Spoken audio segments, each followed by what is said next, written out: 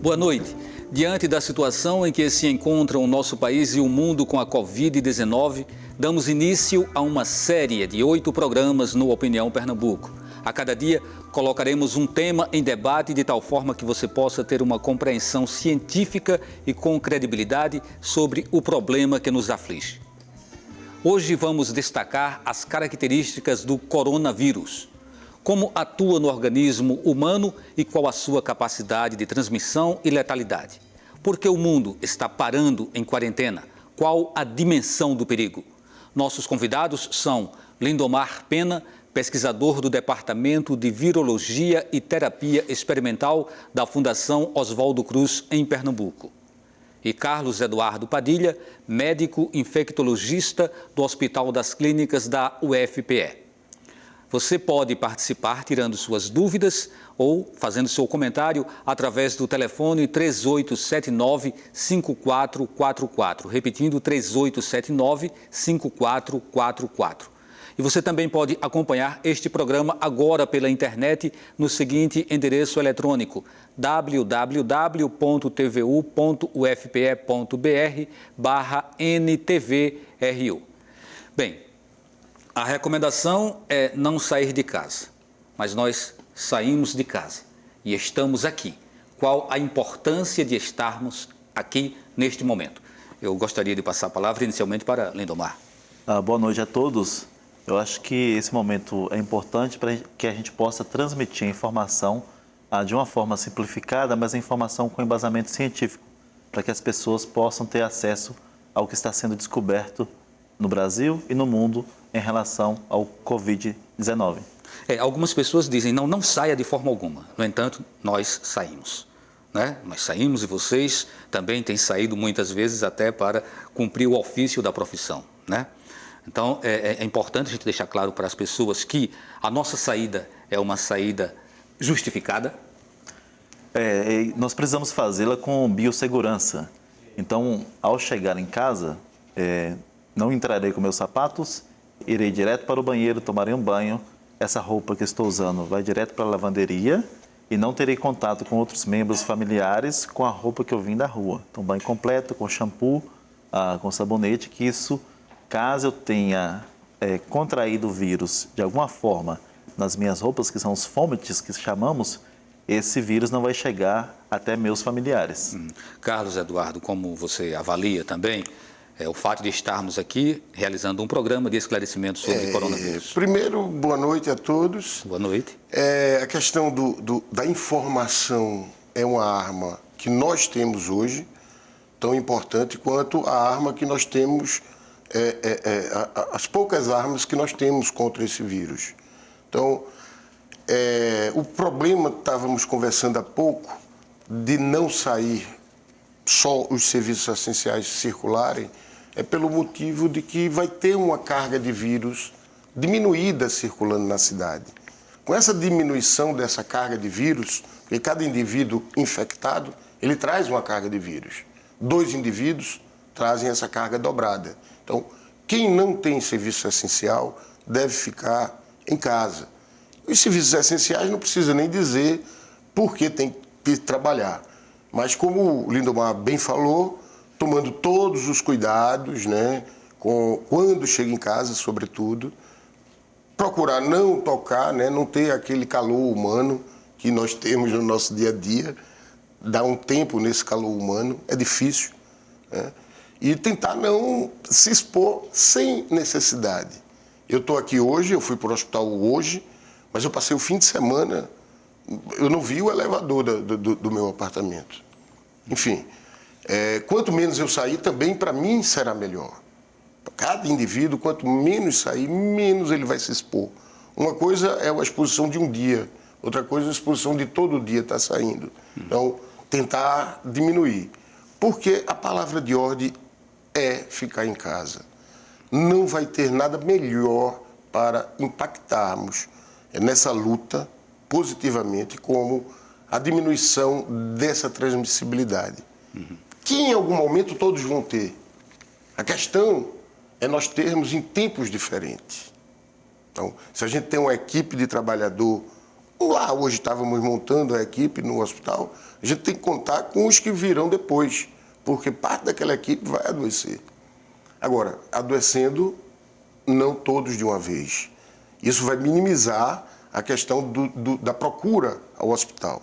Então, outro problema também que a gente tem que minimizar, além do coronavírus, é que, diferente lá do hemisfério norte, eles tiveram no fim do inverno, primavera. No inverno, primavera, nós teremos no outono, verão. No outono, inverno. No outono, inverno, é exatamente o momento em que a gente espera as gripes.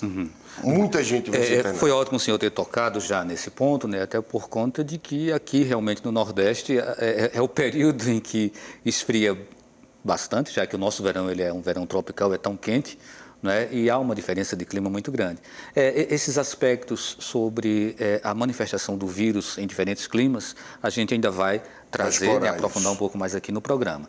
Eu voltaria para Lindomar, e aí para a gente começar já tendo uma compreensão de quem é esse inimigo que a gente não enxerga, mas a gente percebe as consequências, os danos que ele causa, né, quando ele afeta de uma forma terrível, como está acontecendo agora no mundo todo com essa pandemia.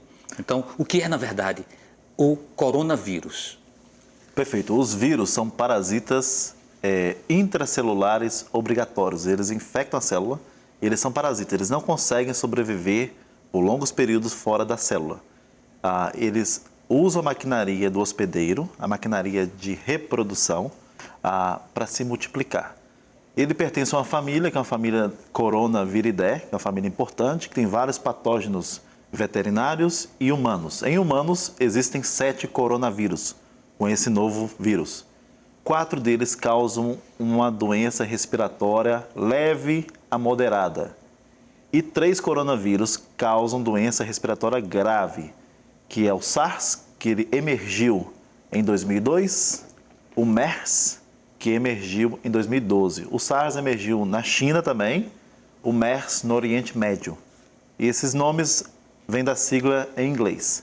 E esse novo coronavírus, que causa a doença Covid-19, que vem da sigla em inglês, Coronavirus Disease 2019, é causado pelo vírus SARS coronavírus 2, que ele é geneticamente muito parecido com aquele vírus SARS que emergiu em 2002. Então, nós temos 3 coronavírus de alta patogenicidade que causam doença grave em seres humanos. O que tem de comum nesses 3 vírus? Os 3 vírus surgiram a partir de morcegos. Isso já está comprovado cientificamente. O SARS surgiu de morcego, teve um hospedeiro intermediário, um mamífero, que são as civetas, que é um carnívoro da Ásia. O MERS também veio de morcego e teve como hospedeiro intermediário camelos do tipo dromedários. Esse novo coronavírus também emergiu de morcego. A gente não sabe se foi diretamente a transmissão de morcego para humanos ou se teve algum animal, algum mamífero intermediário. Isso nós vamos descobrir com as próximas pesquisas.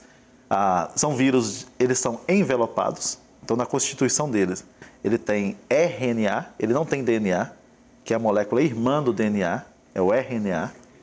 Tem uma capa proteica, protegendo esse RNA, e por fora ele tem um envelope lipídico, é uma gordura, é um lipídio. E isso tem implicações para as estratégias de controle. Então ele é um vírus que é um vírus lábil no meio ambiente. Ele é facilmente inativado. Ele pode ser inativado com água e sabão, com desinfetantes comuns e com álcool 70%. Isso é uma característica favorável para o controle, ele não sobrevive... É eliminado tão facilmente, né? Mas enquanto, no momento em que ele provoca uma doença, né? Como a Covid-19, aí fica muito mais complexo, muito mais complicado, né? É mais complexo, mas usando as estratégias corretas de higiene, com álcool, com água e sabão, você consegue inativar bem o vírus. Então, com isolamento social, distanciamento social, mais as práticas de higiene e biossegurança, a gente consegue prevenir infecções. E um outro ponto que é muito importante também, que não está sendo comentado, é a questão do desafio. É a carga viral que cada indivíduo recebe para iniciar a doença. Isso. Vamos deixar esse ponto para depois, né? Eu queria somente trazer um dado aí em relação ao surgimento, né? Eu andei lendo e em algum momento eu vi que se falava que os primeiros coronavírus, eles são identificados na década de 60. Né? Na década de 60. Ou seja, nem é uma coisa de tanto tempo assim, não é? É para a medicina, né? década de 60 para cá, né? A identificação, e desde que se chegou a esse coronavírus, se descobriu algumas formas de controle, mas a gente passa neste momento por talvez uma mutação. Foi uma né? mutação. Uma mutação. Aí quando entra o processo da mutação, aí fica muito mais difícil, você tem que praticamente zerar as formas de ataque. Eu gostaria de falar um pouco sobre isso, doutor Carlos. Então, como o Lindomar, porque isso aí, essa molécula aí, ele domina melhor mesmo. Né? Como ela é um vírus de RNA, né, que leva a carga genética, né, é o que diz que o que o vírus vai ser. Especialmente o RNA, ele é muito frágil, essas ligações são frágeis, mais frágeis do que o DNA. Com isso, eles podem mutar. Na verdade, o vírus, a gente não pode nem dizer que é uma espécie, a gente chama de quase espécie, justamente por essa capacidade grande que ele tem de mutagenicidade. Tá? Então, a gente estava conversando aqui um pouco antes que também, mesmo o coronavírus, o 2, o que nós estamos enfrentando, ele tem 4 estirpes. Então, ele já não é mais só um. Ele é um com algumas modificações aqui e acolá, que vai marcar por onde normalmente ele passa. Por onde ele vai passando, vai deixando marcas. A minha reza é que uma dessas mutações torne ele menos agressivo. Mas o fato é que, além de mais agressivo, mais citopático, ele é muito mais fácil de transmissibilidade. Muito mais fácil a transmissibilidade do que, por exemplo, a influenza. Então, a influenza, em cada pessoa, ela é capaz de transmitir para 1,5. Então, o coronavírus é para cada 3. Mas também não é o mais contagioso. Se a gente for para o sarampo, se a gente for para a varicela, a catapora, ela é bem mais contagiosa. Essas mutações, elas são processos naturais ou podem acontecer em laboratório? E se chegar a esse ponto que a gente chegou no mundo, né, de uma onda aí que começa a acusar a China de ter provocado uma mutação, né, com interesses comerciais. Mas também o chinês disse que foi o exército americano que botou. Se a gente for entrar por essa celeuma do teoria da conspiração, mais uma vez, Lindomar pode falar melhor isso. Sim, porque tem marca, deixa assim, marca. Então, assim, é possível se fazer essa mutação em laboratório, não se esperar simplesmente pela natureza. No caso do coronavírus, qual é a sua impressão sobre? Tem sido discutido isso em redes sociais, né? Mas para se construir o vírus, do ponto de vista genético, de manipulação genética desse vírus, é possível, as técnicas existem. Mas esse vírus ele tem um genoma muito grande.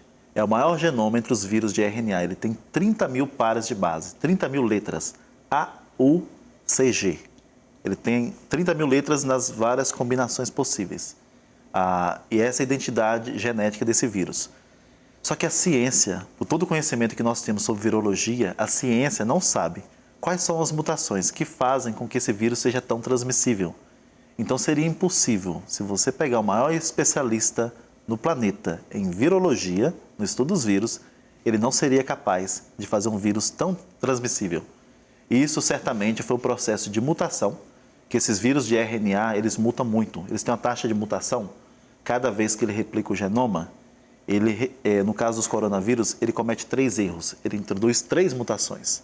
Então, com milhares de ciclos de replicação, essas mutações vão se acumulando e com o processo de seleção natural. Então, você forma uma nuvem de vírus diferentes, cada um com a composição genética. Todos são coronavírus, mas ligeiramente diferentes. E existe a seleção natural. Primeiro em morcegos, e a gente não sabe se de morcego teve a transmissão direto para humanos, se esse vírus já saiu altamente transmissível, ou se nos primeiros ciclos de replicação em humanos ou em algum outro animal, suspeita-se de pangolim. É um tatuzinho lá na China. Tatu na China. E aí esse vírus adquiriu uma capacidade fenotípica, a característica dele, de transmissão sustentada entre humanos. E é por isso que esse vírus foi tão exitoso em transmissibilidade, mas a gente não sabe ainda quais foram as mutações responsáveis por isso. Mas uma questão muito interessante, sob o ponto de vista da virologia, é que se nós pensarmos os últimos vírus, as últimas doenças que emergiram na humanidade nos últimos 20 anos, todas são viroses. Todos são vírus e todos são vírus de RNA.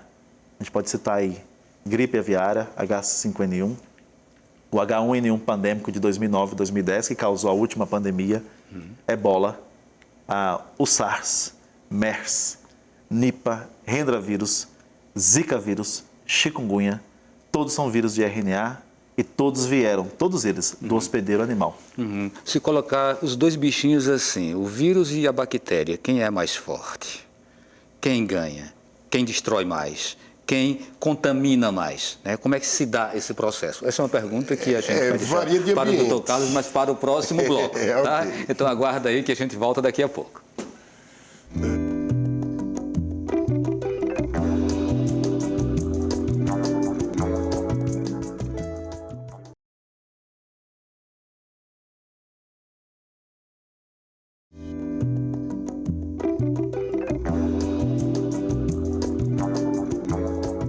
Estamos de volta com o programa Opinião Pernambuco sobre coronavírus. Participam Lindomar Pena, pesquisador do Departamento de Virologia e Terapia Experimental da Fundação Oswaldo Cruz, em Pernambuco.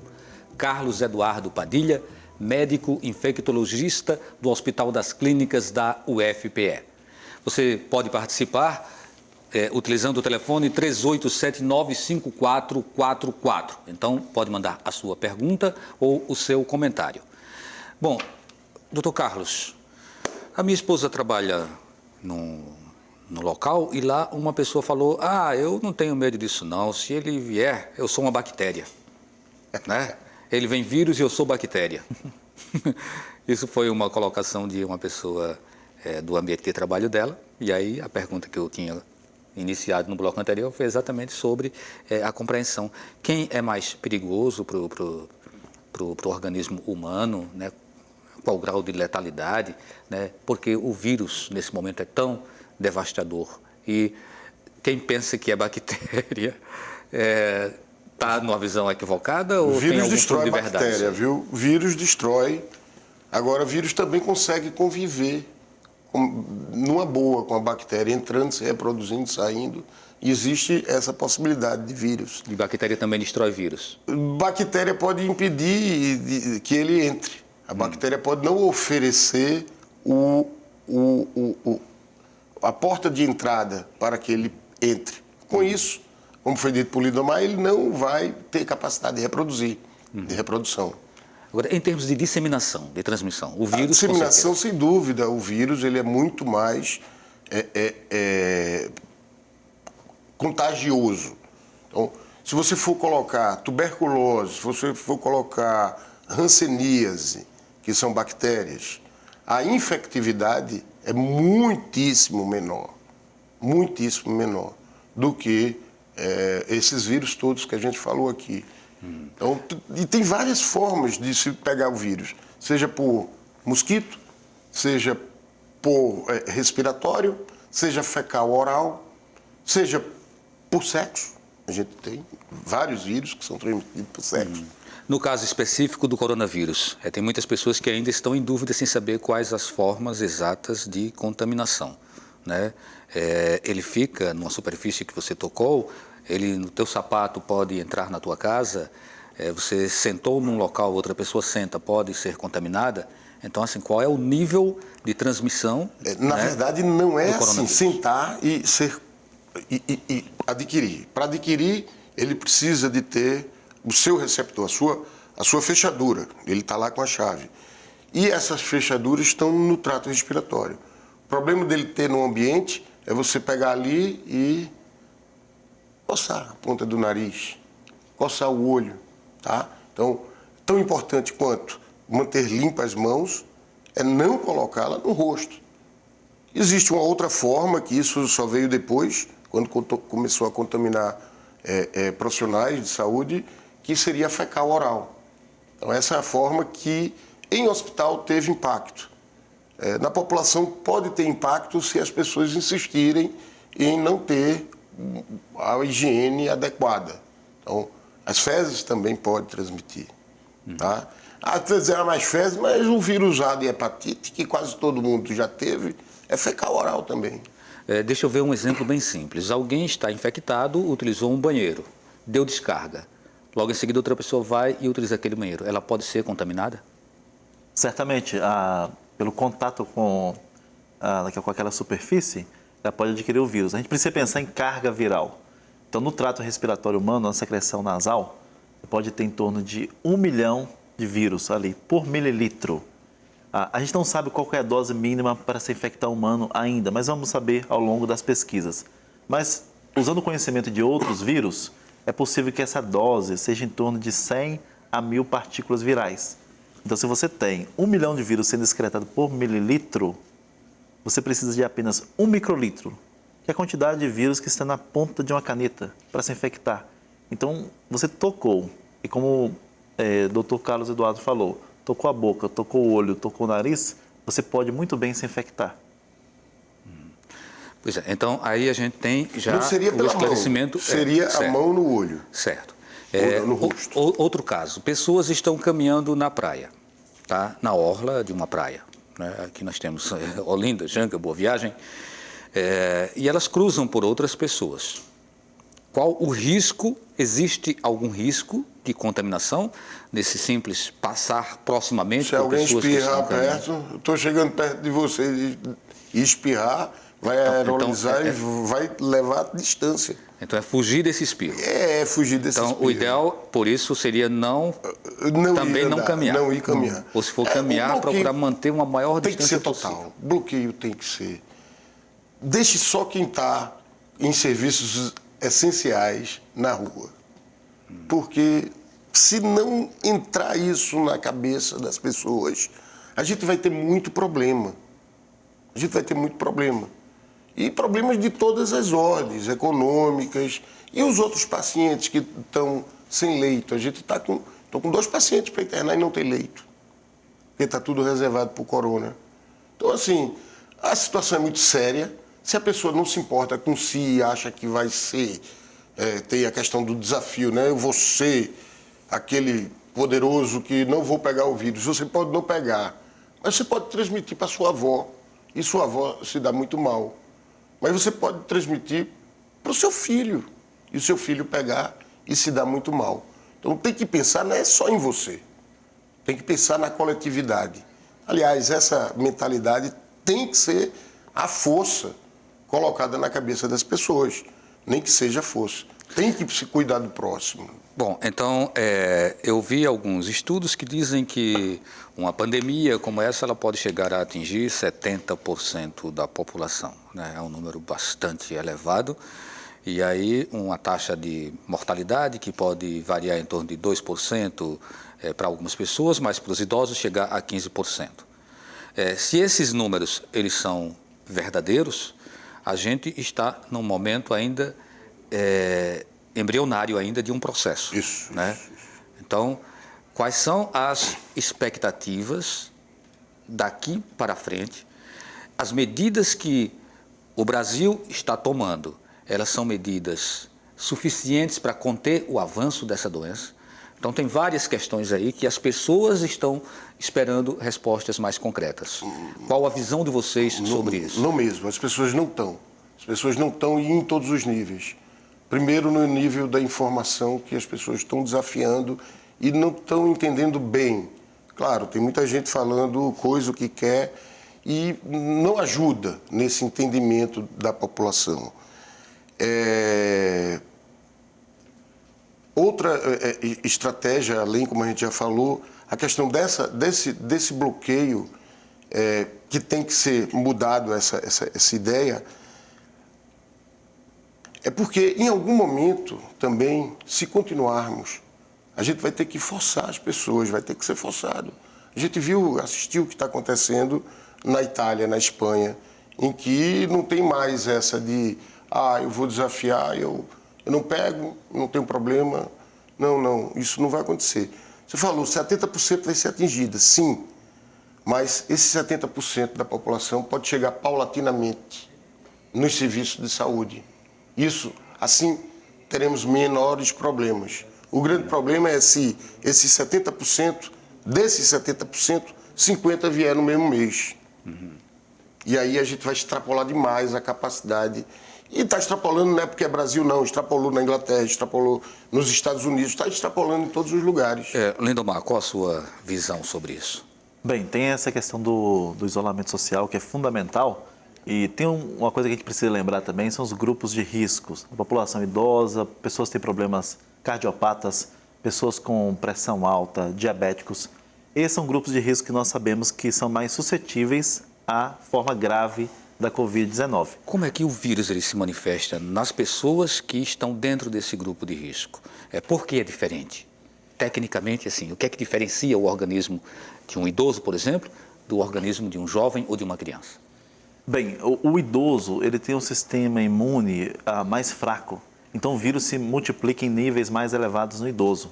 E um outro mecanismo também que se suspeita para esse vírus, que é o mesmo mecanismo da SARS, é o mecanismo conhecido como tempestade de citocinas. Citocinas são moléculas que o corpo produz para nos defender, mas é preciso que elas sejam produzidas numa quantidade adequada. Se elas forem produzidas em níveis muito elevados, elas causam doença, causam patologia pulmonar. Então, esse vírus, muitas vezes, é o que se pensa baseado no SARS, que não é somente o efeito viral direto, o vírus multiplicando em células do trato respiratório, mas também a resposta do corpo humano contra esse vírus. E é por isso que em crianças a doença não se manifesta tão grave quanto em adultos e idosos. A mortalidade em crianças é muito menor comparado com esses outros grupos. E um aspecto que é fundamental também em relação ao isolamento social e às práticas de higiene é a questão de se reduzir o desafio. Reduzir a carga viral que uma pessoa está recebendo.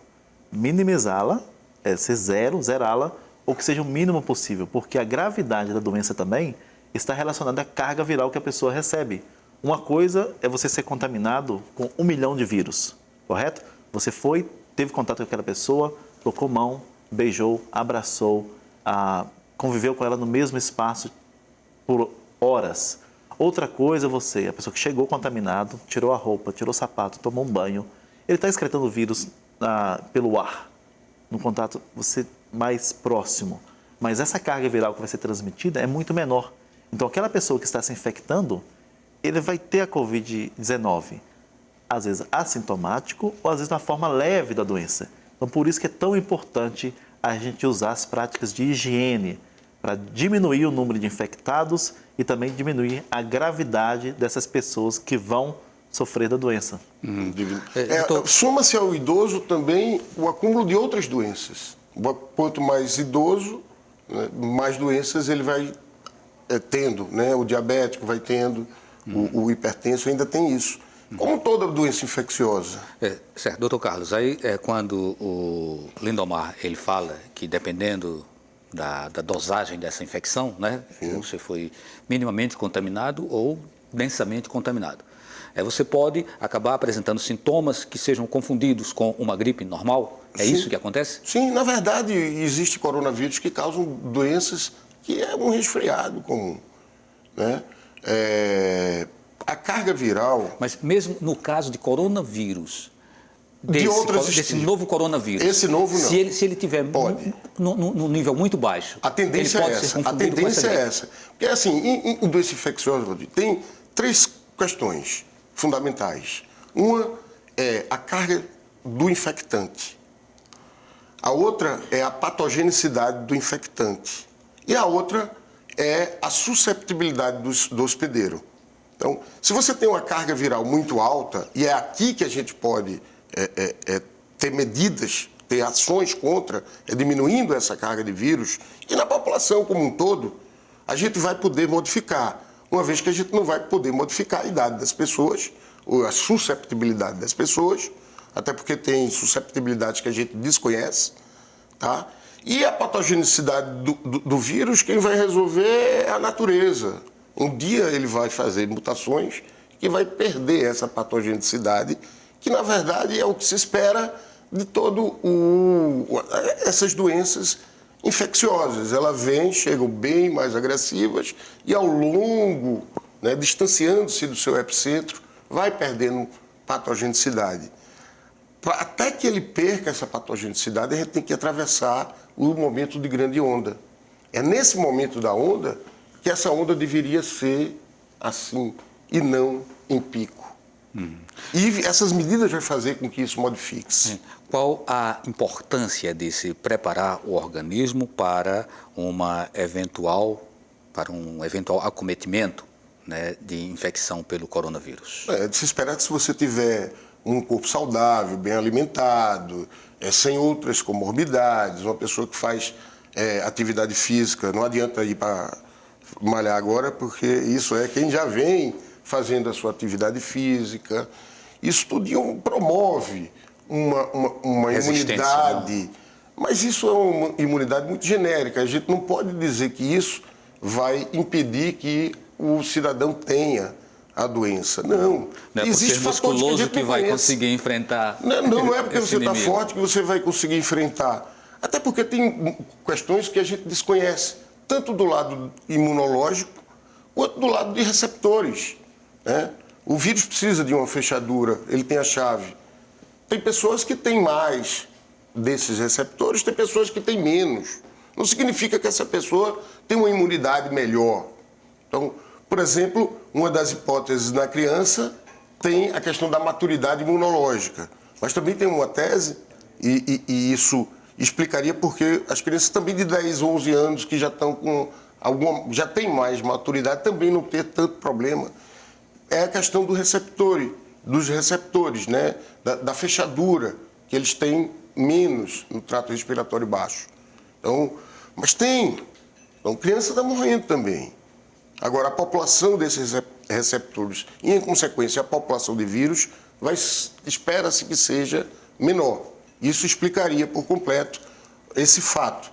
Mas a mutação dele, uma mutação, pode encontrar outra fechadura para entrar. Ok, vamos para mais um intervalo e daqui a pouquinho a gente volta com o Opinião Pernambuco falando sobre o novo coronavírus.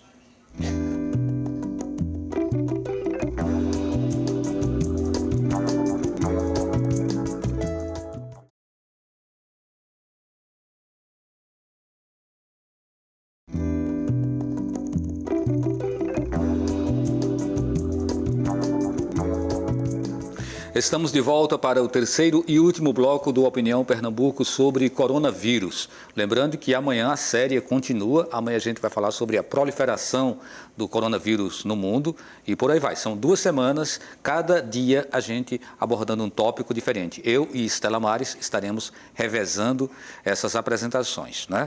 Então participam hoje o Lindomar Pena, que é pesquisador do Departamento de Virologia e Terapia Experimental da Fundação Oswaldo Cruz, em Pernambuco, e Carlos Eduardo Padilha, que é médico infectologista do Hospital das Clínicas da UFPE. Bem, tem algumas perguntas ainda que eu gostaria de fazer, mas chegaram outras do público e eu vou começar a passar para vocês. Uma delas é do alemão de Olinda, ele assinou como alemão. Ele pediu para perguntar a você, como aconteceu o primeiro contágio de humano pelo coronavírus? É verdade a informação que circula de que isso surgiu quando um homem na China comeu carne de morcego?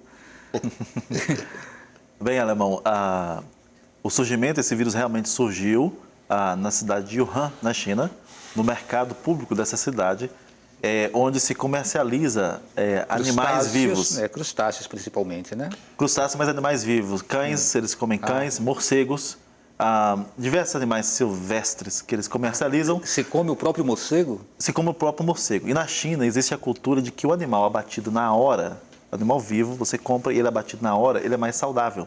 Que é a cultura errônea. E esse vírus ele veio de morcego. Mas muito provavelmente não foi do consumo da carne de morcego, porque ele é destruído pelo processo de cocção, pelo cozimento. Acredita-se que a transmissão se ocorreu de morcego para humanos por manipular aqueles animais que eles aprisionam milhares de morcegos, onde passam milhares de pessoas por dia, e esse contato muito próximo de humano com morcego vivo, com as secreções e excreções, levou ao primeiro caso. Esses morcegos que a gente às vezes encontra em algumas casas por aqui, eles também são muito perigosos? Eles podem transmitir uma série de doenças, a mais comum, raiva, que a gente se sabe. Nós não sabemos se os nossos morcegos, os morcegos brasileiros, são hospedeiros desse novo coronavírus, mas é uma possibilidade. Então, longe dos morcegos. Longe dos morcegos. Alexandre Parlavento, de Olinda, quanto tempo o vírus fica vivo no ambiente? Carlos. Veja bem, os estudos iniciais mostravam que, em média, ele passa 9 dias em superfícies, eventualmente um pouco mais em superfície metálica. Mais uma vez, Domar, me socorra, mas na temperatura mais quente se espera que ele consiga sobreviver, não que ele não tenha outra questão aí do conceito de vida, mas ele consegue ficar viável nas superfícies um pouco menos, de 4 a 5 dias, né? Mais uma vez, a metálica ele consegue esticar um pouquinho mais. Então, vamos ver aqui um exemplo de uma pessoa que vai a um supermercado e ela manuseia objetos, né, produtos nas gôndolas e depois vai embora, deixa aquele objeto. Uma outra pessoa pegou aquele objeto, levou para casa, ele pode ir contaminado e chegar a demorar 15 dias. Inclusive, tinha uma pergunta aqui... 15 não, 9 dias. 9 dias, uma pergunta aqui de Júlia, dos Butrins, que era exatamente isso. Qual o procedimento a ser adotado após realizar compras com os produtos e sacolas? Bem, eu cheguei com compra ontem e lavei. Água e sabão, em que puder botar água e sabão. Essa ainda é a melhor estratégia. Quem está em casa é melhor. Essa pergunta é muito importante. Eu acho que a gente tem que lembrar da questão de reduzir desafio, reduzir a carga viral. Ontem, por exemplo, eu fui ao supermercado e comprei alguns produtos, levei para o meu carro, abri o carro, deixei, voltei ao supermercado e aí eu lavei as mãos no banheiro. E ao abrir a maçaneta do banheiro, eu usei papel toalha. Então, com isso, mesmo que eu tenha sido exposto, eu reduzi muito o desafio. Então, as chances de contaminação são muito menores. Eu tenho meia garrafa de álcool 90 graus. Gostaria de saber se eu diluir esse álcool na mesma quantidade de água, ele fica álcool de 45 graus, José Roberto Iputinga. Mas nem 45 graus vai surtir efeito, 70 né? graus, ele tem que calcular, né? Uma regrinha de 3 para fazer essa Existe esse diluição. 90 também? Existe. O álcool é 98%, né? O álcool absoluto é 99%. Bom, mas aí tem que ser álcool 70. É 70%, porque esses aí... a ação é tão rápida que não consegue, vai fixar ele. A muriçoca ou algum bicho que picar alguém contaminado pode transmitir o coronavírus? Não, ele não é de transmissão vetorial. A transmissão se dá pelo ar e contato, pessoa a pessoa. O vetorial fica para zika, chikungunya? Exatamente. O vetor fica para os assintomáticos. Aquelas pessoas que têm o vírus consigo, e isso acontece muito em criança. A criança ela não adoece, mas ela transmite também.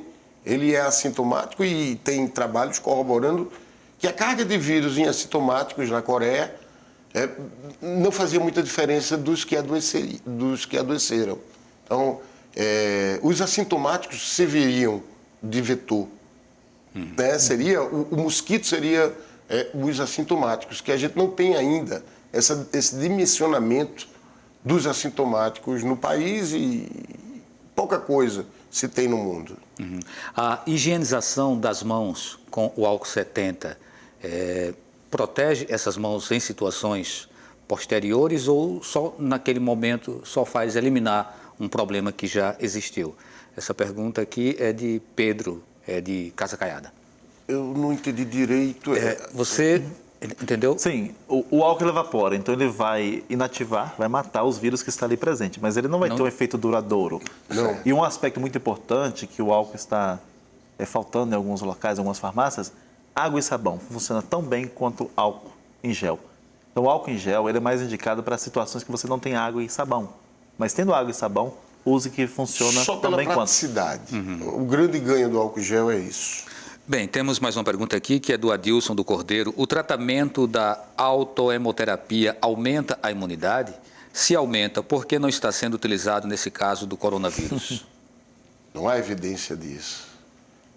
A autohemoterapia não está nos cânones da ciência médica.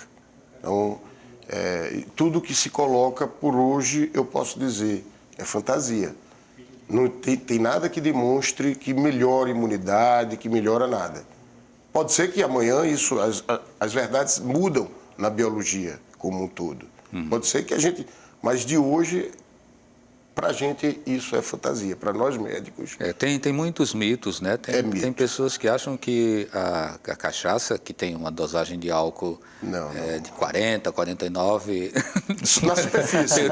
Tem o etílico de 49 que possa ajudar a você criar uma resistência a combater o vírus. Beber, principalmente se beber muito, você está diminuindo temporariamente a sua imunidade. Isso sim.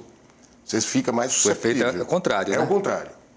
Você diminui a sua... Aumenta então fica o exercício físico. O recado para os bebum, né? Exercício físico, se você fizer um exercício extenuante, você vai diminuir a sua imunidade temporariamente. E o problema com a autohemoterapia, que está circulando em redes sociais também, é o risco de contágio, porque às vezes a pessoa não sabe fazer, aí precisa de ajuda de uma outra, então vai ter contato com outra pessoa.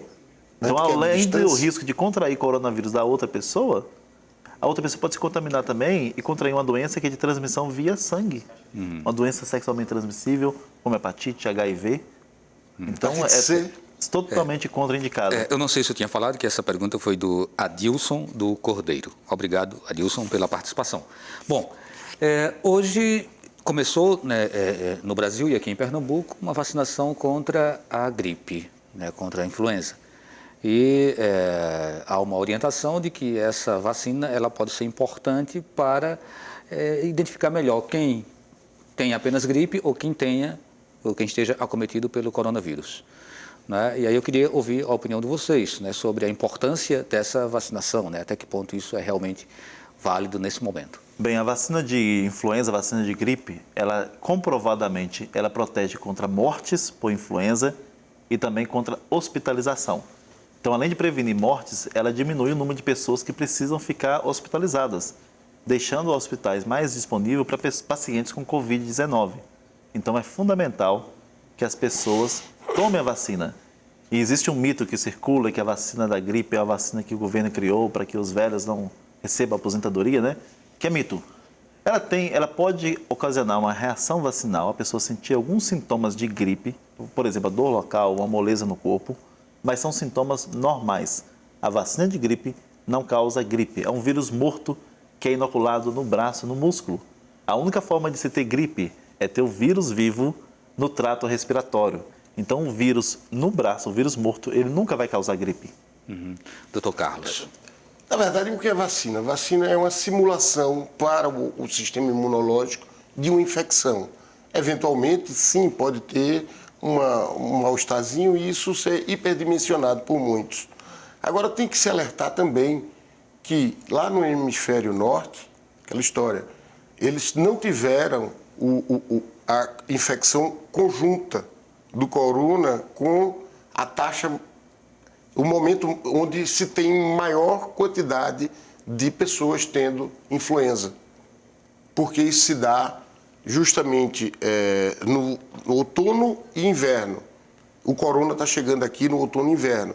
Lá chegou no inverno, primavera. Então, com isso, certamente a vacina aqui no hemisfério sul como um todo vai impactar muito mais do que os protocolos que a gente recebeu até agora do hemisfério norte. Então, é importantíssimo, fundamental. E a pergunta que não quer calar, né? Qual a expectativa de descoberta de uma vacina para o coronavírus? Isso deve levar quanto tempo? Bem, existem trabalhos em andamento e, na média, para se desenvolver uma vacina e ela chegar até as pessoas é de 5 anos. Mas esse vírus é especial porque ele causou uma pandemia.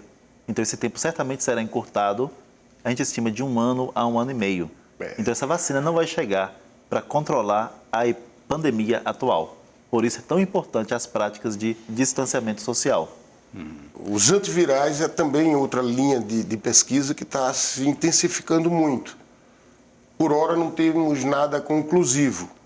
Existem alguns indícios, mas por hora não existe autorização para se usar nenhuma medicação. Por quê? Porque não houve impacto E existem efeitos colaterais. As pessoas têm que também saber que medicação é remédio quando bem indicado. Se mal indicado, é veneno. Ele não vai ser mais um remédio. Então, para ser bem indicado, precisa-se de mais estudos. Então, os estudos foram muito pequenos para a gente ser categóricos em dizer que droga tal ou tal vai resolver. Mas certamente vai chegar mais rápido uma droga antiviral, vai chegar mais rápido que a vacina. Né? Que é como ele falou, a vacina, para ser segura, senão a vacina pode causar um estrago maior do que o próprio vírus. Para ser segura, é um ano e meio. Hoje nós já temos caso em Pernambuco de superação, né? De alguém que entrou com coronavírus e conseguiu sair, se curar. Houve 3 casos, né? Se curar da doença, né? Da Covid-19. O que se aplica para que a pessoa consiga sair com vida? Bem, são vários fatores, né? Tem o fator, do ponto de vista do vírus, a carga viral. Qual a carga viral que aquela pessoa foi infectada? Um outro fator é o sistema imune daquela pessoa, que conseguiu debelar aquela infecção. Então, são variáveis que existem na relação patógeno-hospedeiro. Como é feito o tratamento no hospital? É apenas um controle? É apenas colocar as máscaras? Suporte. É preciso aplicar algum medicamento? Isso. Qual é esse suporte para que a pessoa consiga vencer a doença? Na verdade, o suporte é que vai fazer a verdadeira diferença. Aqui a gente vai ter que fazer um antiviral para a gripe, porque não vai dar para distinguir se aquela insuficiência respiratória aguda grave é pela influenza ou pelo coronavírus.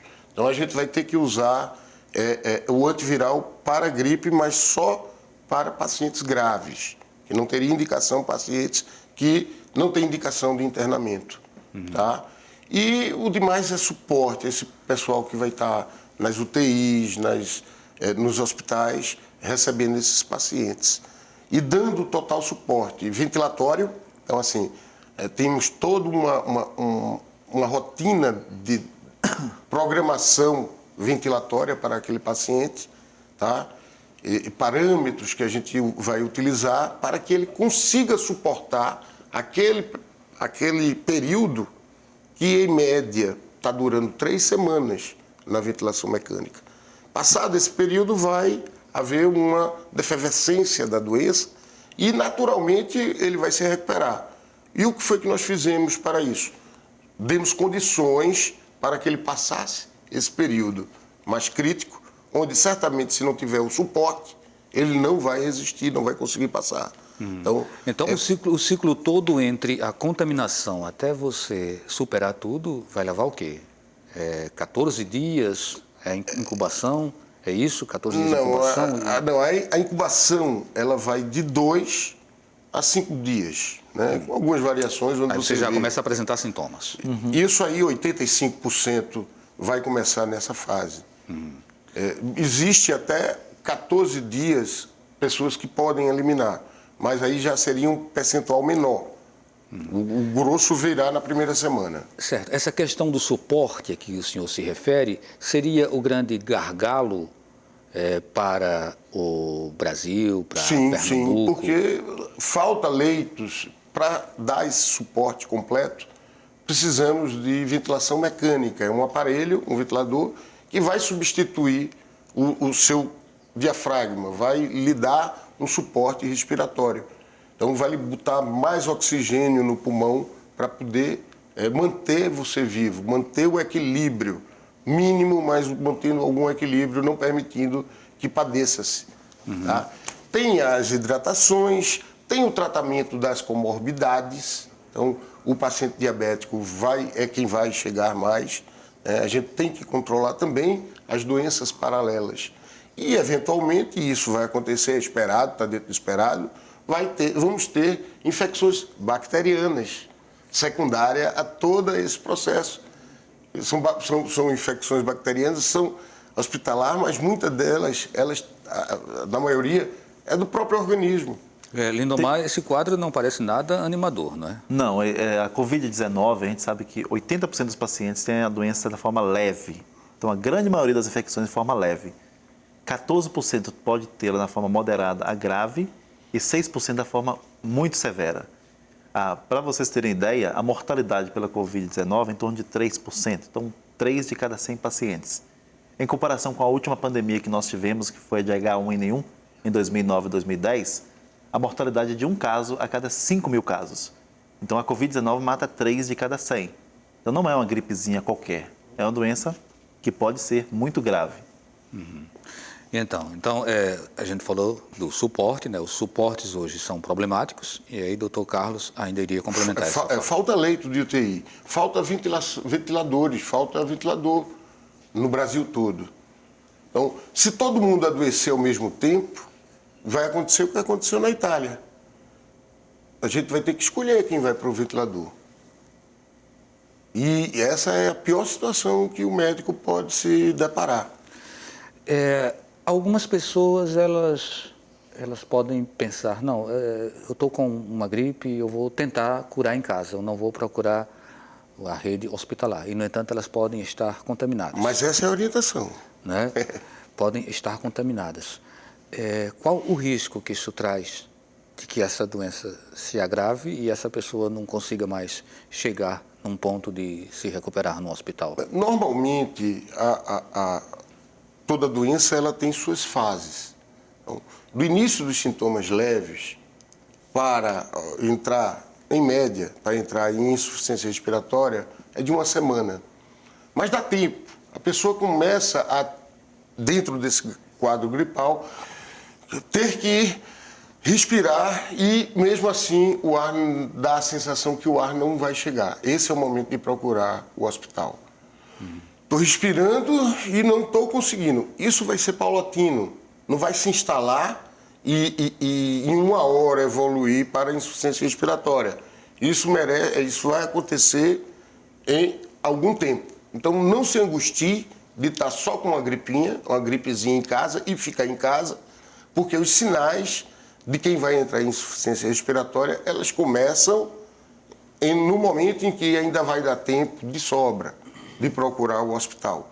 O problema é que se o hospital estiver muito cheio, ele vai ter dificuldade de chegar à assistência propriamente dita, né?